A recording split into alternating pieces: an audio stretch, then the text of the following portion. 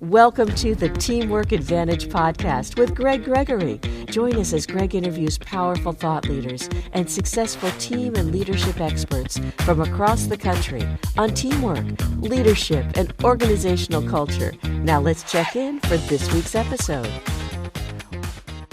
Welcome to the Teamwork Advantage. Hi, everybody. Greg Gregory, founder, creator of the Teamwork Advantage, a podcast that is dedicated to three key areas: teamwork, leadership, and culture.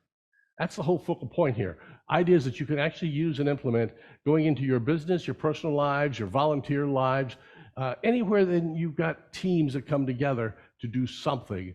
That's the idea of our podcast. If you like us, hey, we're in 79 countries now, well over 100 episodes delivered and out there. Please hit the subscribe button, pass us on, let other people know the power of what we've got here with a lot of our guests. And today is going to be no different. It's going to be interesting how we try this correlation together, folks, because this time we're going to bring somebody from a background in music to project management and meetings and teams and how we all work together. Our guest today is Kelly McGinley, and Kelly started her company called Function and Flow to help teams and organizations, are you ready for this, work better, smarter, and more effectively together. So there's her teamwork connection right there, folks. In short, she says it's to help people do productivity differently. Not necessarily saying it's going to be better. Differently will produce better. And that's what we're going to look towards today. She has over 2 decades of experience as an educator and project manager that taught her that industries and missions are often different as the day may be long, while understanding that the foundational principles of getting things done are basically the same. And that's so true regardless of what we're doing. Get to the core, collaborate more effectively, choose a path, and then here's the tough one, folks, commit to getting it done. And that's the direction we're going to look at with a lot of Kelly today. Her superpower is helping you simplify the process. I might have to ask her to come down to my office and help me out a little bit here.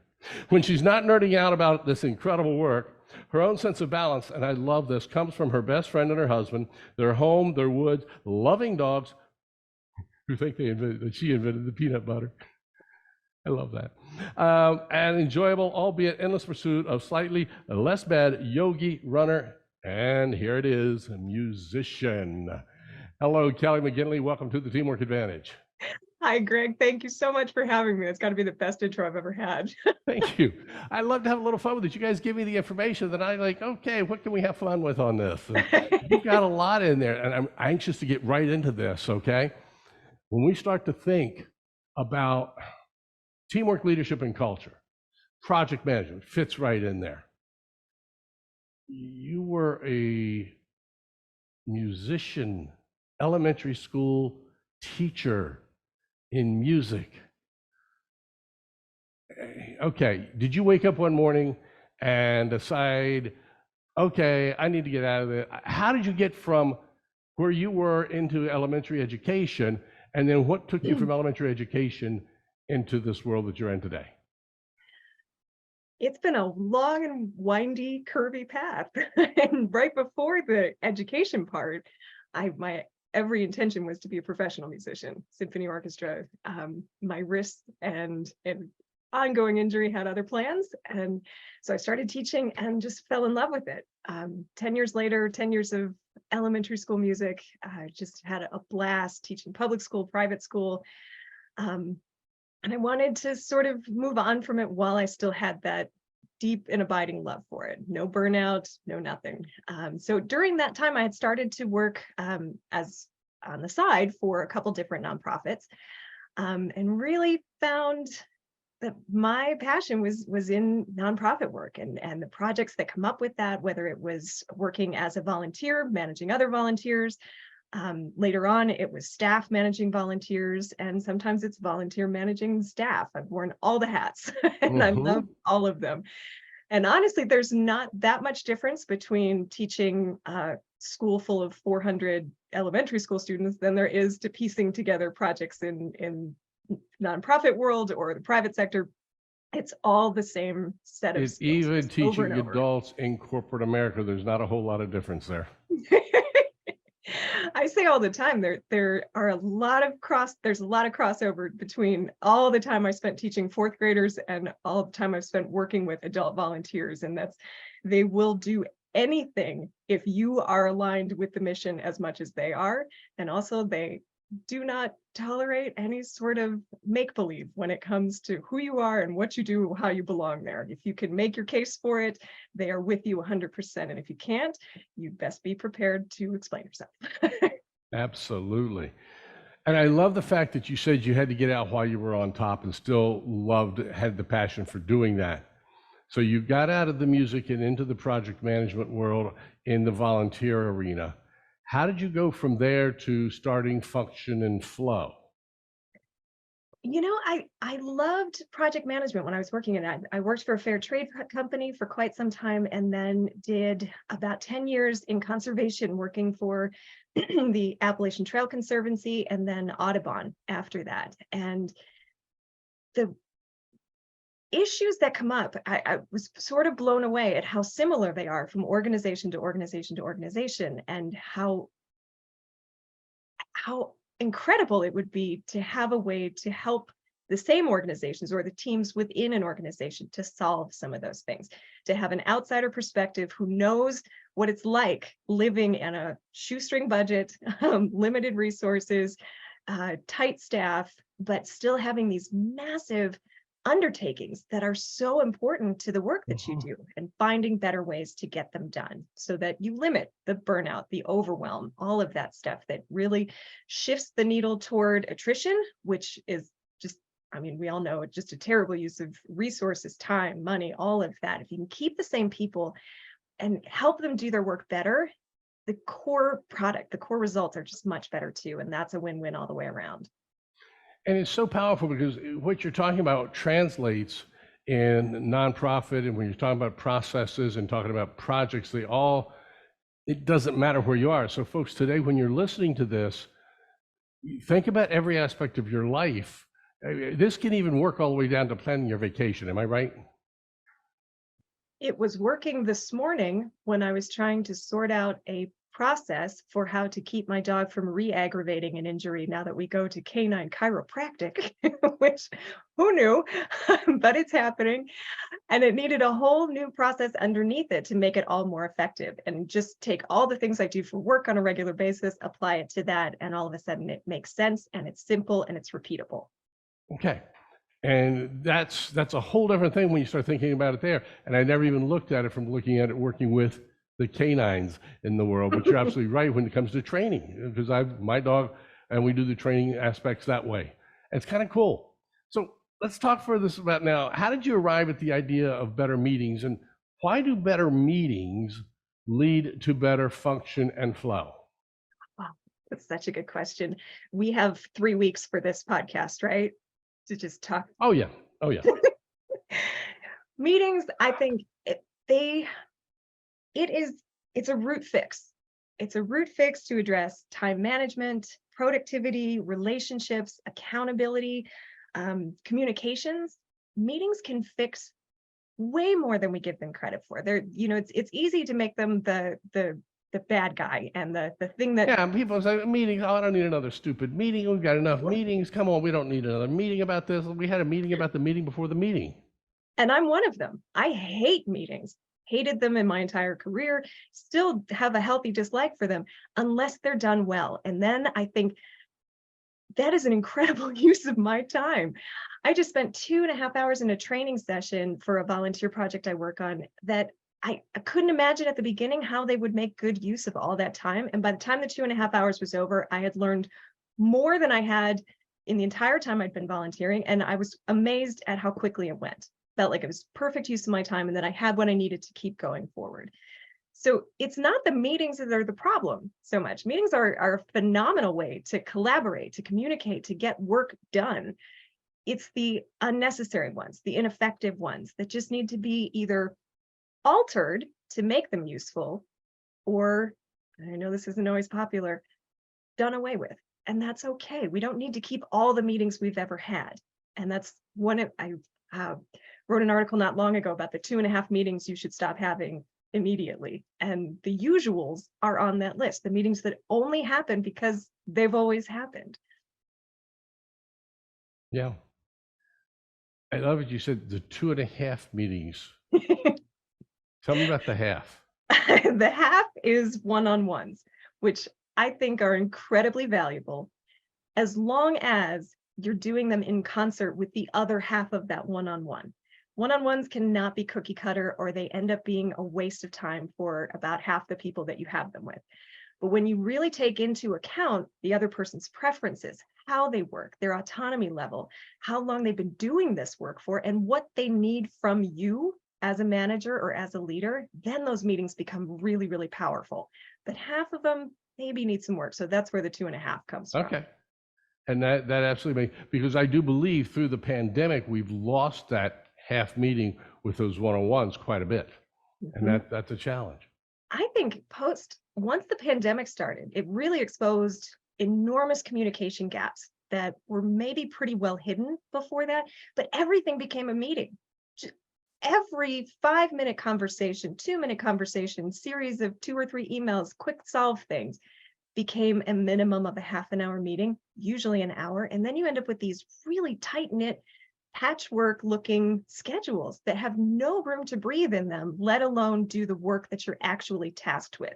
So then you start working in the evenings, people start working on weekends. You're really losing that boundary between your professional life and your personal life, which there is overlap in. Nobody's saying there isn't going to be. That's just how life works. But when everything in your workday is tied up with back-to-back meetings, you've lost any time that you have for creativity and development and the real building of the things that are your actual work. So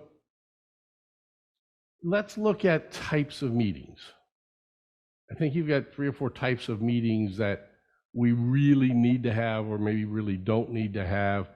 And we're going to look at it. And because we are a business podcast, we're going to look at this from the business aspect, but keep in mind we can probably translate and tweak to get it into the personal, the volunteer world. Am I right? Sure. Yep. So what are the types of meetings that are out there? So I've got 3 that happen pretty frequently that are fairly easy to fix or adjust slightly to make them really, really powerful again. Okay. It's the traffic jam, the runway, and the bottleneck.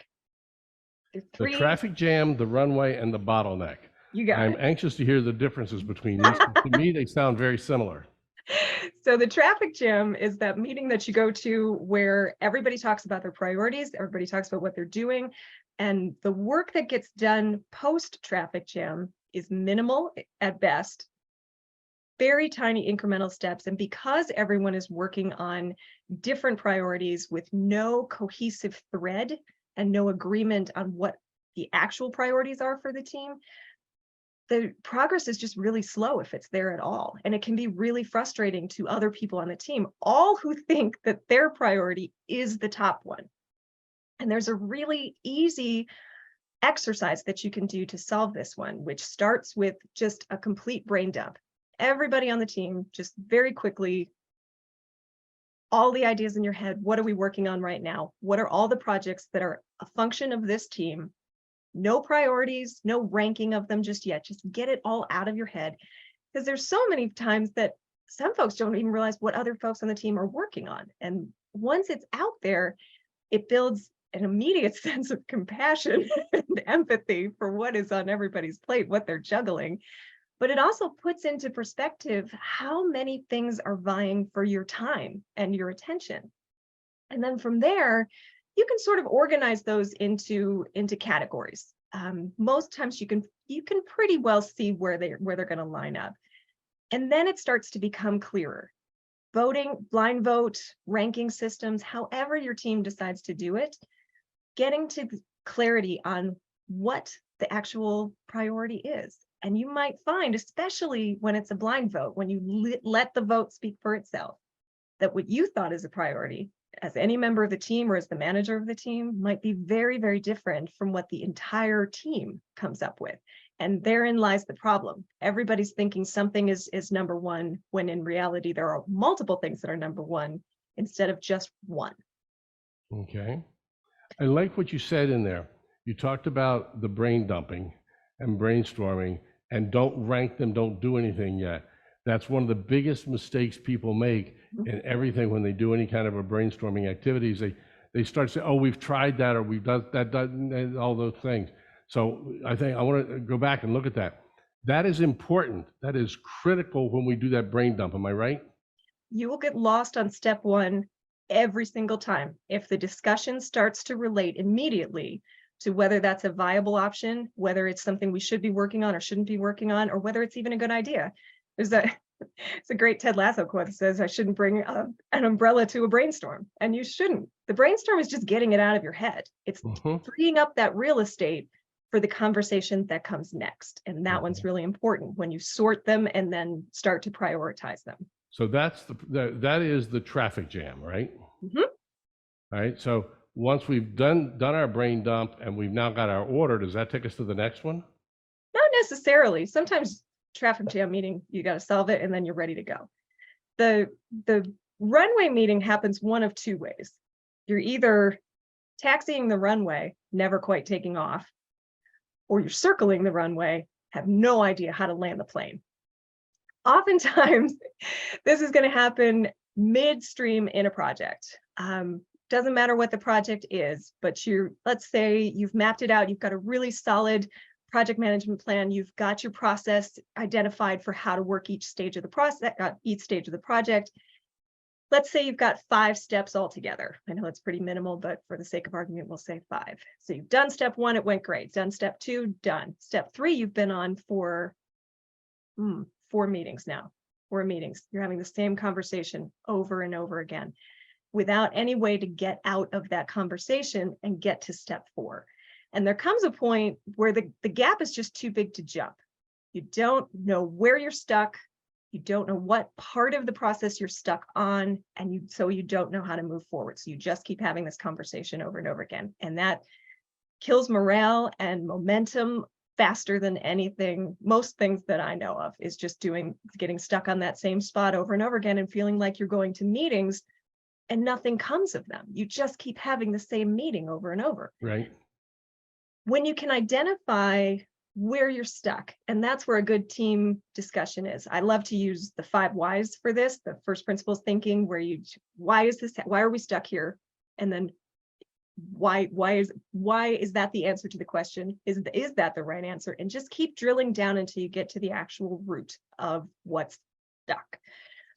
From there, you can reverse engineer the process, but not in one big leap. You're past the point of one big leap because the plane it's just stuck. It's not moving anywhere. So you have to break down what would normally have come easy on other steps in the process, break it down into micro steps. That's how you restore the momentum. You can start just little by little, one tiny step. When you look at the step you're trying to get to, what's the very next thing that needs to happen before you'd achieve that? And then the very next thing that happens before that. And then you walk your way back, and eventually you arrive again at the place where you're stuck.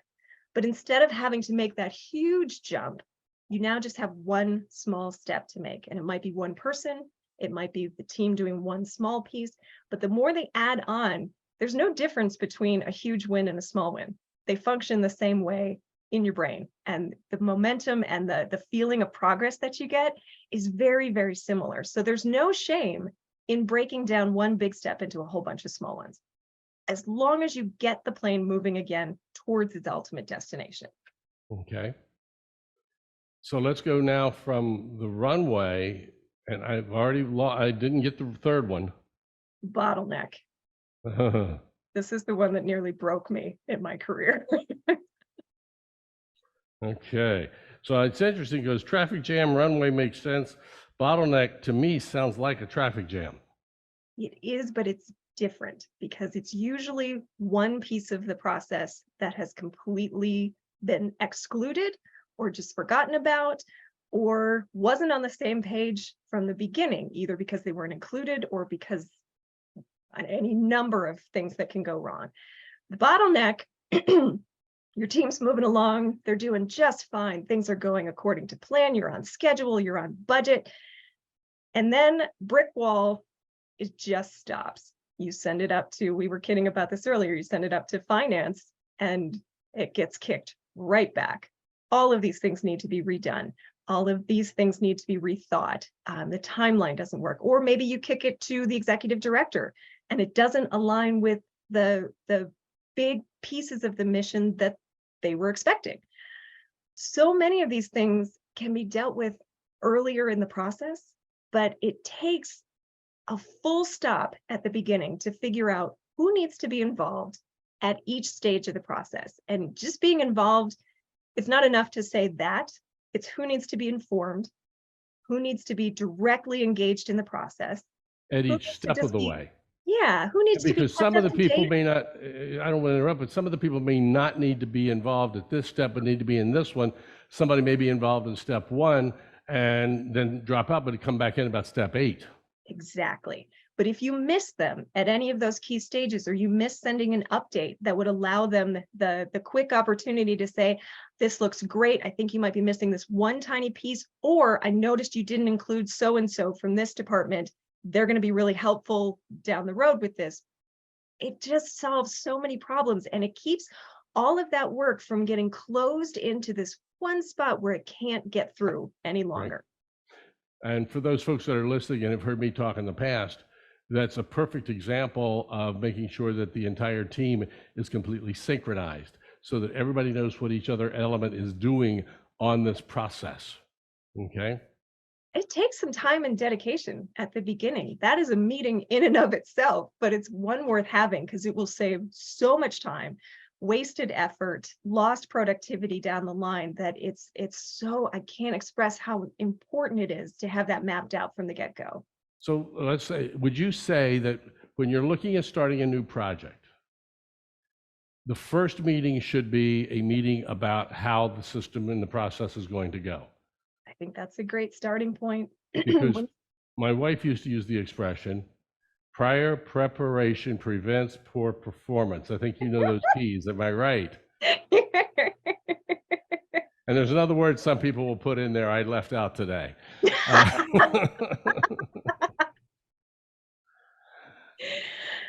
Yeah, I mean, when you're looking at a project, it's not just the boots on the ground pieces of it. It's all of the background mechanisms that work together in concert to bring that, to keep that project moving so that it hits its goals, its deliverables, its timeline, its budget.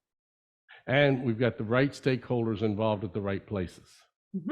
And I think your point is incredibly important, that not the same people are not involved at the same level at every stage of the project. They don't have to be. And that's where you can save people a lot of time when you're building your meeting structures. Check your audience carefully.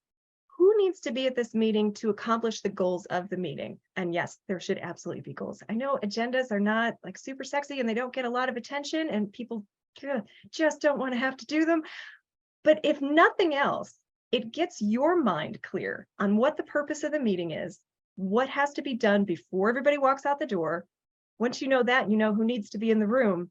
And then my big favorite, save 15% of every meeting for next steps. Do not let anyone leave until you have mapped out who will do what and by when. Okay, go back and say that last part again. Don't save 15%, I think you said, for the next meeting. Yep. And then don't let people leave until they know who's responsible for what in the next. Who will do what by when? I did the who, what, when chart. It's super easy to do. I love doing mine on Miro. It's a collaborative online workspace that functions like a whiteboard does in a real room. But it's fun. It gets slow and fast thinkers working together, extroverts, introverts. There's a lot of asynchronous work that you can tie into getting done before you're in the same space having a meeting together. It makes everything move much better. And it also takes away that imbalance that we've had for a long time, which the first voice or the loudest voice or the longest voice gets the most traction. If you're building things where idea generation is happening outside of the meeting, you're no longer restricted by who's willing to talk or feels comfortable talking. These ideas get added, and then by the time you're ready to have the discussion, you have so much more information to work from. So when we're planning a meeting, I want to think now when we're planning a meeting as a manager, pulling a meeting together. and they're trying to figure out the function of everything that's going to go along. What should a manager be looking at? What should a manager be thinking about? And I know this is a broad question, but there should be some generalities of what they need to think about it. Do you have any thoughts on that? I do. So I have two, one for the broad brush and one for the more specific. Okay. So broad brush, when you're thinking about meetings as a whole and your team and how you can take some pressure off of them to be in fewer meetings, but more relevant meetings, time audit. Just sit and look at their calendar. Use that one-on-one time to actually take a look at where their time goes and do it for yourself too.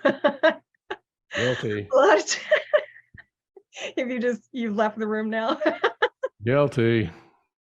When you actually take a look at what's taking up all of your time, it is real easy to start to see a pattern of overwhelm and how this is bleeding into your evenings and weekends and things.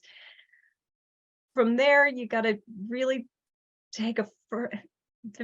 embrace the idea of prioritizing and saying no.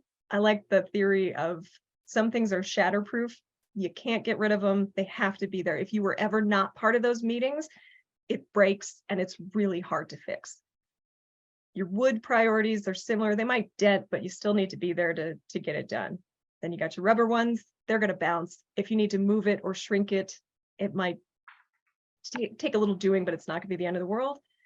And then your paper ones, which probably didn't matter all that much to begin with. Either you don't need to be there or it was something you didn't want to be part of anyway. If you had the choice to do it over again, would you still say yes to this commitment? Is it still essential for you to be there and worth your time?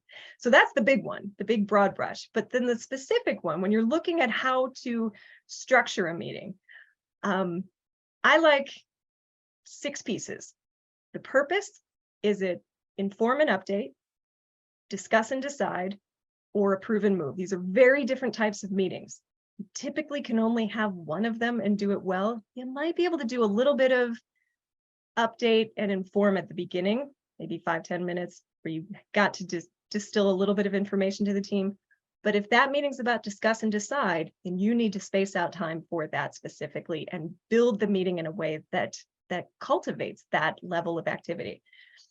From there, you know your purpose, you put your items on the agenda. Once you have the items, you know who needs to be there to make those items move on to the next stage. This is one that people do not like, but the prep and homework for a meeting. Oy. The amount of times that people are supposed to do something for a meeting and don't is sometimes their fault. A lot of times it's the meeting developer, though, the person who put together the meeting. Did you share it? Did you share it in a way that was clickable? Was it easy to find? Do they know that they need to put something on a chart by the end of the week or read something ahead of the next meeting? What is it that they need to do? Why do they need to do it? And how does it apply to the meeting? How will it affect the meeting? How do we keep them, somebody else's schedule, and when they get to the meeting and they haven't done it, do you hold them accountable? What happens there?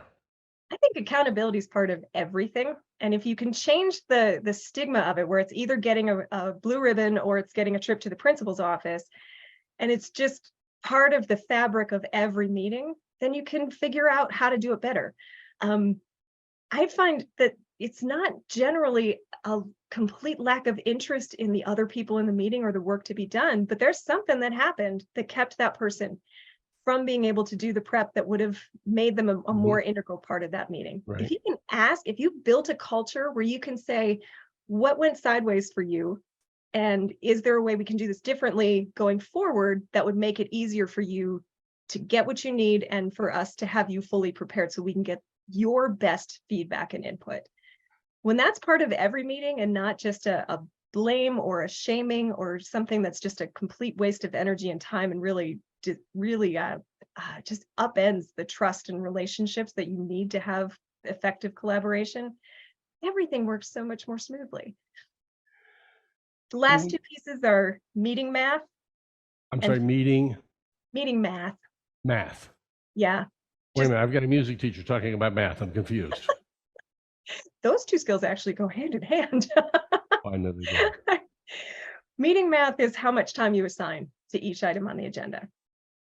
We Okay. have an overly optimistic outlook on meeting math typically. I mean, how many meetings have you been in that got the first two things on the agenda done and absolutely nothing else? Oh, yeah. Oh, yeah. It's more common than not.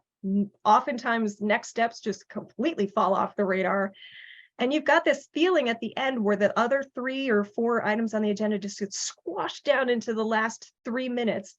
And I don't know about you, but that's not a great way to make people feel valued about their commitment and the hour that they just gave you. There's got to be I hate to say transactional, but there is a transaction for meetings. People are giving you their time, a finite resource that is incredibly valuable, to do work on this project with you. And if you can't make that meeting a good exchange for their time, then you haven't earned it. Right. When you do meeting math well, what's on the agenda is what gets accomplished. It won't happen every single time, but you should know at some point that you can't put 12 things on an agenda, all of which are complex, intractable problems, and expect to solve anything. You've got to be reasonable about your meeting math. So when you're thinking about that, now I'm looking, let's look at your example of 12 things on there. You know you can't get 12 of them done in a 90-minute meeting. Mhm. Just physically impossible. Yeah. Maybe not even in 2 90-minute meetings. Correct. Do you then recommend that the leaders say, okay, over the next 3 meetings, these will be the topics we will cover, so that everybody knows what's going to be up, that's going to be there, that their part will be part of that? So it's a 2-part question. Is that a good idea to give them an overall agenda for all 3 meetings? And then the second part is, if I'm going to be part of that meeting and my part's in part 3, do I need to be parts of part 1 and 2? That's a really good way to ask it.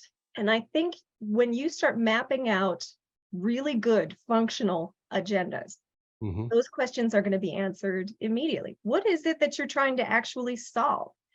Because it can't be both discussing a complex problem and trying to sort out how to prioritize the different steps of it, how to prioritize whose time you apply to it and how it's done. It can't be that and a half an hour presentation from somebody about all the updates, the round robin updates. They don't fit in the same block. And then on top of that, trying to figure out who do we need to bring into the next thing? And you're just trying to juggle too many things at once. And it results in meetings that go nowhere. And that's when people start to get frustrated and they keep coming to those runway meetings that keep circling, but don't quite ever go anywhere. Right.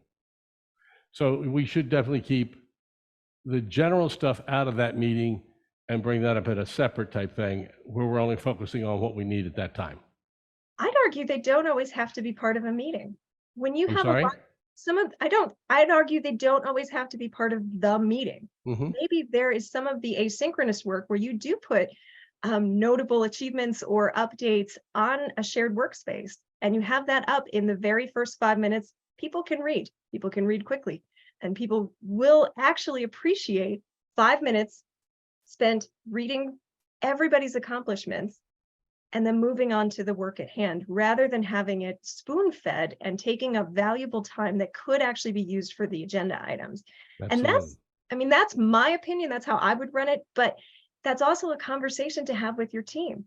If the updates are really important and that gives a sense of connection and relationship building, then maybe that's a lunch that you have together once every other week or once a week, however many times your team meets. Maybe it's But extrapolate that. You're talking, if I understand you correctly, you're now saying extrapolate those items, put them into a separate type of a meeting than the specific project that you're working on now. Yeah, give it the space that it deserves. If that's important to your team, put it inside of a collegial event that you have together where those stories have meaning and people expect to be sharing them. That's really important for some teams. So let's get away from specific long-term project meetings. Let's talk about organizations. We have a lot of folks on that listen to our podcast that are in help desks and call centers, and they have their small meetings, or they're in hospitality, whether it's restaurant business or hotel business and resorts, regardless of where they happen to be, they have constant meetings that are sometimes, I call them huddle meetings, okay? Brief huddle meetings, handoff meetings and processes. So you've got those, that you've got your weekly staff meetings and things of that nature. Do you have some rules that people should follow for things like that? And do they differ from meeting type to meeting type there? I think they do. And I'm a huge fan of talking with your team to determine how you're going to do these things. There are some times where a stand-up meeting or a huddle is going to be really important. It's 5 minutes. How do we handle this? What is part of this meeting and what is not? When you have those expectations clearly defined, then everybody on the team knows exactly what to expect from those meetings, what they need to bring of themselves and their work, and also what they can expect from all of you. And if it's a 5-minute meeting, hold it to 5 meetings, please. People map out their day based on these things, and it's important to make good on the promise that you say. When you say 5 minutes, it better be 5 minutes. If it's 15, it's 15. When I work with volunteers, it's just imperative. If their shift is till 2 o'clock, you say thank you at 2 o'clock. If they want to stay longer, open the doors, fling them open. But that commitment ends at 2 o'clock, and it's met with a thank you, and we're done here. It's the same thing in corporate America, where you're juggling so many things on a daily basis, and that's just the things you know about, let alone the 27 things that are coming through the door first thing in the morning or right after lunch, like during the day, that you now need to build in. And that's where that extra time comes into play. When you're not booked every single second of every single day with meeting after meeting after meeting, you can absorb the daily challenges that are just part of a workday. These things happen, they can be absorbed, you just have to have space for them. But to answer your question, I'm just a huge fan of talking to your team and setting those expectations as a group. And they might shift as your team shifts, and be open to that. But as a rule, how it works for the team is how it's going to move the ball forward. And that's going to help drive the culture by having the team involved in all of that. And ultimately, that leads to customer satisfaction. It leads to better stakeholder engagement. All of the things that matter to a bottom line and to board members, and all of those things that you need to report on, all of that is fed and enhanced by better meetings. So in the virtual world, so many folks have a meeting, they say, let's start at 2 o'clock and we'll end it at 3 o'clock. Of course, the next person has a meeting, another person has a meeting starting then at 3 o'clock till 4 o'clock or 3:15, whatever the time frame is. They give them zero time to move between meetings. What are your thoughts on that? I have my thoughts on what to do, but I'm not the meeting expert here. You are. So what would you recommend? Get rid of the patchwork quilt. That blanketed, when you look at your calendar, your digital calendar, the blanketed blocks back to back to back to back, it's unsustainable and it's not productive. And you will waste other people's time throughout the day, because just like you said, meetings don't typically end on time 100% of the time. So you're going to have a few that run over. You'll have a few that on occasion end early, and that's great. But you start to get into this hamster wheel, or the snowball effect, where things just keep moving, and then they get on hand. And by that point, you need to start canceling things, and then you've wasted people's time. I think time blocking or time boxing, however you want to call it, is one of the things I love, where you build out a certain part of your day for meetings. And that's a little idealistic. And there's a lot of people who have less meetings, and that's much more doable. Or there's people who have mostly meetings. One of my clients, she cracked up when we were talking about how to manage her day. And she's like, I think I just need to acknowledge the fact that my job is different now. And it involves probably 80% meetings and email. And that was a revelation, that she'd gotten a promotion. Her schedule was just different now, and she had to get okay with that. So when I say blocking out space for the things that are important in your day, that will vary widely from person to person. But when you can push your meetings into a chunk and then have space built into the rest of your day to do more deep thought, creative work, that's a great way to do it. Another way, and a lot of companies have built this into their days, is 45-minute meetings or meetings that end 5 minutes before the hour. I'm sort of okay with that. Mm-hmm. Or make the meeting as long as it needs to be. Right. And That's then, one of the things that I was about, was always giving them time in those back to back to back when people have them. If I'm the leader, I want to make sure they have time to get to their next meeting. I want to be cognizant. I want to be appreciative of their time. The other thing I've always been is, from the customer service standpoint, there's an old expression that's known as says, under promise and over deliver. So I will turn and say, okay, guys, we're going to have a meeting. It's going to be 55 minutes. In my mind, I'm planning on finishing that meeting in 50 minutes. That way the attendees are happier about that. What are your thoughts there? I think it's imperative to have some sort of gap between meetings, whether that's 5 minutes or 15, what you feel like you need in between those meetings. It's time to breathe. It's time to close out the thoughts from the previous meeting and actually get prepared in your mind and settled into the next meeting, so that you're bringing what people are expecting. People want you at their meetings for a good reason, because you bring value and you bring ideas and you bring good thoughts to it. If you're just going through the motions back to back to back to back and not able, if it takes you probably, between 5 and 10 minutes to just adjust into the next meeting, that's not bringing the best of you, and it Right. shouldn't be asked of people over and over again. So as the leader, I want to be cognizant of that. So let's talk to the leaders for a moment. Is there something the leaders that are setting up their meetings, because people today work on multiple teams. So I may have a team meeting, you may have a team meeting, somebody else may have a meeting going on. And so I want to be cognizant of that. So are there certain things that I, as a leader, should do with my meetings to be cognizant of my attendees that are going to be in that meeting? I think that happens on 2 levels. One is your upper management, the people who are leading those teams, need to be talking to each other. How is what we're doing separately affecting our staff as a whole? Because you don't work in silos anymore. You're working across teams. And when you're getting pulled into meetings across 3, 4, 5 departments in a given week, that is a huge amount of time that needs to be accounted for. That's where that time audit comes back into play. I know it's not a super fun thing to look forward to. It's like, hey, yes, let's do that math. But it helps to sort out. And then from there, your best advocate at some occasions is your manager, who can talk to other managers and help sort out, is that person absolutely necessary for every single one of those meetings? I know I've been in situations where I had a standing meeting every Thursday that I was pushed into. It's never clear why. I'm never getting those hours of my life back, and I was never needed for them, not once. Interesting. So any conversation would have highlighted that pretty quickly, and I am not alone in that by any stretch. Right.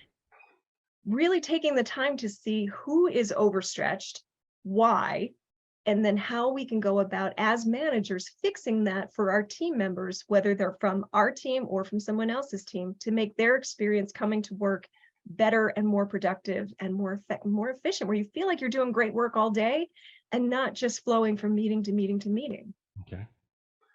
Let's turn the table. We're going to wrap this up in a few minutes. Got a couple more questions I want to go down. Let's turn the table from the leader to the employee, the attendee of the meeting. And let's say that they brought into this meeting, just as you were just talking about, the standing meeting every Thursday. Why am I here? Okay. What is a good way for that person to approach the meeting planner, the supervisor, the leader, the boss, whatever, about, say, hey, why do I need, how do they bring that up, saying, hey, I really don't think I need to be here? I think it's going to depend on the relationships that you have with people, Right. and that will vary widely. But I think, as a general rule, a thank you for putting the agenda out. Because the whole reason you're not needed potentially at this meeting is you're looking at an agenda where you don't see yourself or any value that you bring to this hour. Just acknowledging that, saying, thanks so much for sending the agenda. I appreciate the work that you're doing. I don't know that I have a place in this meeting, or I have another project that is pulling my time. Would it be all right if I didn't attend this one? And that gives some voice to the meeting planner as well. Yes. They may have missed something on the meeting where you are a key aspect of one conversation and maybe you don't see it, but it's already in their head. Or they're happy to give you that time back. Like, I appreciate you letting me know that you are not involved in any of this and that you have other work that you'd be better suited to during that time. And I appreciate you helping me figure out how to prioritize that with you. Okay. Great. People Now are let's, not, I'm people sorry? are not mind readers. No, they're not. Absolutely. And they may just already have a standard list. Okay, this team has to come to this meeting. And now all of a sudden they start getting things in that direction. So they're getting the right people in the right meetings to do the right things. And the same goes for the standard list that is invariably going to leave someone off of it at some point, somebody who really should be in that room. And it's up to you as a person at the table to say, we have a new hire, or we have someone who has shifted responsibilities, or someone who just has an incredible background in this work who would be valuable in this conversation. People aren't necessarily thinking those things through all the time. And although you may not always get a welcome response to it, sometimes you will. And it becomes a very important part of your role in the meeting, is to make sure that it's that right blend of people. Okay. We've talked about the right blend of people, the right thoughts of the people being in the meeting. Can you give me 3, 4, 5 other must-do rules to setting up a good meeting? So there's the two sides of the same coin: good questions and interrupting, listening and interrupting. So many times meetings will go completely out into left field because no one is willing to interrupt. As meeting organizer or as a meeting planner, that is your responsibility 100%. The other thing that's also your responsibility is to ask good questions and get out of the way. So there's this juxtaposition and this push-pull between listening, asking good questions, and listening to the team that you have pulled together, but then also interrupting, being willing to politely and firmly interrupt, pull the conversation back in so that the meeting objectives actually get met, instead of veering off into a lot of different tangents that may be important at another time, but are not important right now. Okay. So listening and interrupting is absolutely being a good listener, but being a good interrupter, I guess, or facilitator. Okay. I used to always say, one of the things I'd like to do is get other people involved in meetings. I would basically have rotate a facilitator. I would rotate the a sergeant of arms, if you will, to keep the meeting time going. So having somebody doing those different roles like that keeps everybody else engaged. And sometimes, depending on the work that you're doing or the group that you're with, there's a group that I facilitate for a state agency that they love having different roles and circulating the roles between different people: the timekeeper, the note keeper, the interrupter, the on-tasker. So that's a good way to pull people in. Not every group is like that. That may all be your job sometimes, but also depending on the team, and this is where those conversations come into play, they might be interested in being actively involved in that. Clarification, I think, is another really important skill of a meeting organizer. When conversations are happening, when they're really productive and robust, you still have to be the person who can distill that down, start moving the team from discussion to decision without steamrolling over people, without putting the kibosh on things too quickly, but moving that conversation from discussion to decision so that you can actually get to the next steps and stop circling the runway. But be the person who can clarify, this is where we're at, this is where we need to be in the next 10 to 15 minutes. Let's keep this discussion going there. And then be the person who can bring that consensus in. And sometimes consensus gets a bad rap, but just bringing it around to, how are you feeling about this? Is there more information that's required? Who are you willing to move forward with it, even if it's not your choice, even if it's something you would prefer to do it differently, but you're going to do this anyway because it's not a big enough deal for you to stand in the way of it. There's lots of different ways to assess agreement, the agreement spectrum, but you have to be the kind of person who can move it along towards decisions. Otherwise, you just end up in discussion indefinitely without ever making any progress. Yeah. One of the best things I think I've picked out of this is to avoid that endless loop of discussions, is to finish the meeting, and as we draw near the end, is to talk about, okay, our next steps, this is what we will cover in the next meeting. And maybe that meeting is already planned, maybe that meeting is not planned, but either way, the topic of the base of the agenda is already in place. Is that a safe thing to say?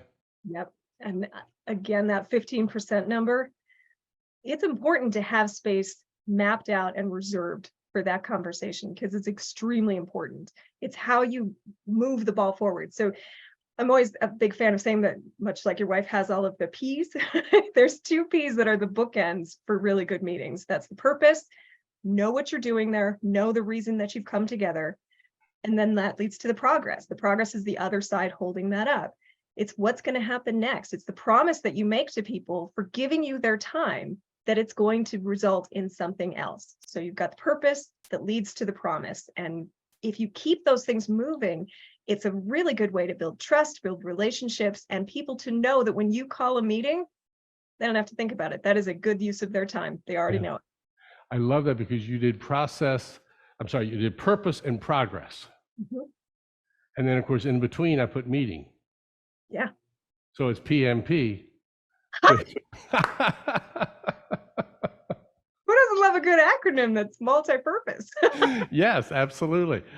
Oh, wow. Okay, Kelly, that's a great way to end, is understanding the purpose, the meeting, and the progress, and make sure we got those all in place and being able to carry those, because it's important for people to understand to carry that, whether they are the meeting attendee, a stakeholder, a visitor to the meeting, or they're the person running the entire meeting. All of those come into play, and for everybody to understand their roles, because if you are in a group where you rotate those roles, whoever's in that facilitator role is the facilitator of that meeting. Others need to be respectful of that as well. Yes. Yeah. You're right. We need another few weeks on this topic. And these are things that folks come into play because there's so many types, whether we're going to do a huddle meeting, a stand up for maybe a 90-second meeting, whether is getting your rules, whether we're going to do a regular weekly staff meeting, whether we're doing a project meeting, multiple project meetings. There's so many different ways. So Kelly, if people need to reach out to you to get some ideas, what's the best way for them to find you? There's 2. My website's a great place to start, which is findfunctionandflow.com. Or that's find, function, and the word AND, yes, flow.com. Findfunctionandflow.com. Thank you for slowing that down. I have a tendency to get talking very fast when I get excited. And combine that with I'm a born mumbler, and it's a disaster. But yes, find, function, and flow, all spelled out.com. Or I post regularly on my LinkedIn page, which is Kelly S. McGinley, or you can search for Find, Function, and Flow there as well and see all sorts of articles, helpful ways to improve your meetings, and some tools to make that a lot easier for you. I always tell folks, check back into the meeting notes. We're going to put all this contact information in there as well for everybody. Reach out to her, find ideas for what you could do to make your teams become more effective in their staff meetings, because when you get into that, then your processes and your projects are going to flow more evenly. And guess what? When that starts to happen, folks, the whole team gets elevated. And as John Kennedy always said, a rising tide does raise all ships. It's been approved. Kelly, thank you very much for joining us here on the Teamwork Advantage today. Hope you'll come back and join us again. We can talk more in depth about maybe a specific type of meeting. How's that sound? I would love that, Greg. Thank you so much for inviting me. I had a blast. It's always a lot of fun, and we like to keep this to a certain time, folks, so be respectful of your times as well. You know, with the Teamwork Advantage, when you listen to us once a week, you get ideas that you can implement right away. And hopefully Kelly's giving you some thoughts that you can implement right away as well. Until next week, remember, listening to the Teamwork Advantage means you're not average, and average people have good days. So don't go out there and have a good day. Go out and make today excellent and exceptional. Until next time, we bring you another guest on the Teamwork Advantage. Take care. Bye-bye.